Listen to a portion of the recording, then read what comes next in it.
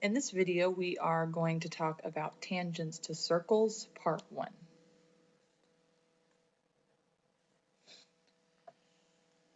When we're talking about lines and circles on the same plane, they can intersect at 0, 1, or 2 points. So this blue one over here is if they were to intersect at 0 points. The pink one is where they intersect at 1 point, and the yellow one is where they intersect at 2 points. When a line is tangent, that means that it intersects the circle at 1 point. So we would call the line itself, so this pink part here, the tangent line, and then the point where it actually intersects is called the point of tangency. Okay, so tangent means it intersects at 1 point.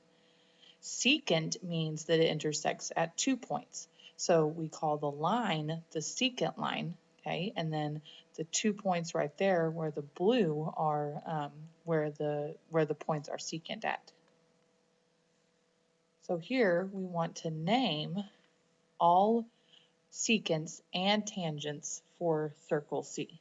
Okay, so the lines, okay, and we're going to say we're going to talk about the just the points themselves. Okay, so this line right here, okay, where F is, all right, this line would be a tangent line if it only intersected at this point right here, okay, which it does. If we look here, G is actually off of the circle. So F, this point, is the point of tangency, and this line is a tangent line. And if we look right here at this line right here, it looks like it's touching the circle, but there isn't actually a point there. So we would say that this one is not intersecting the circle. It's just really close. It looks like it's about to. And then this line right here doesn't intersect at all. This line right here is going to be a secant line because it intersects here at H, and then it intersects right here at this point that they don't have labeled. So that would be the point right there. And then this line right here is going to be a secant line because it intersects right here and right here as well.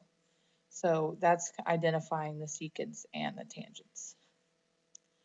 The tangent theorem says that a line is tangent to a circle if it's perpendicular to the radius of the circle at the point of tangency. So here, this line is intersecting the circle at this point right here, and here's the radius for circle P, and it's making a 90-degree angle. So we know that this is a line of tangency because it makes a 90-degree angle. So if we're given this, it says, if QX is tangent to circle R, then what is the measure of RXQ? So we're wanting to know what this angle is right here.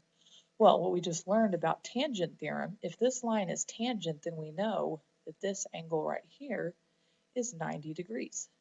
So we can use what we now know about triangle sum theorem, right, from last semester. We know that a triangle adds up to 180 degrees. So we're going to take 56 plus 90,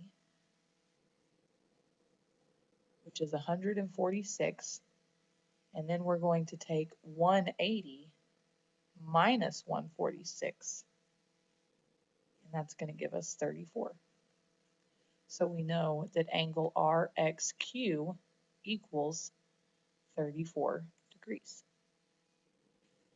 And this one right here, it says find the measure of angle RQP. RQP.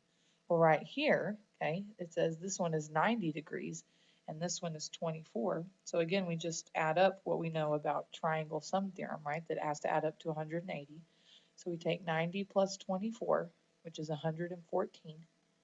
And then we take 180 minus 114, which is 66.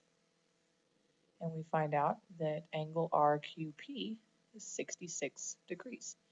And here it asks, is line PR tangent to circle Q? Why or why not? And we would say yes, that it is, because point P is 90 degrees, the radius, right? That's what we talked about. If it hits this point at a 90-degree angle, then it's a tangent line. And here it wants to know if is BC tangent to circle A, why or why not. So this is the same thing as we talked about last time, only now it doesn't show us that it's 90. So here we would have to prove that it's 90 by using triangle sum theorem. So we're going to take 63 plus 27, which is 90, and then we're going to take 180 minus 90, which is 90. So we know that angle B is 90 degrees. So we could say, yes, this line is tangent because it hits the point at 90 degrees to the radius of circle A. And that is the end of Tangents to Circles Part 1.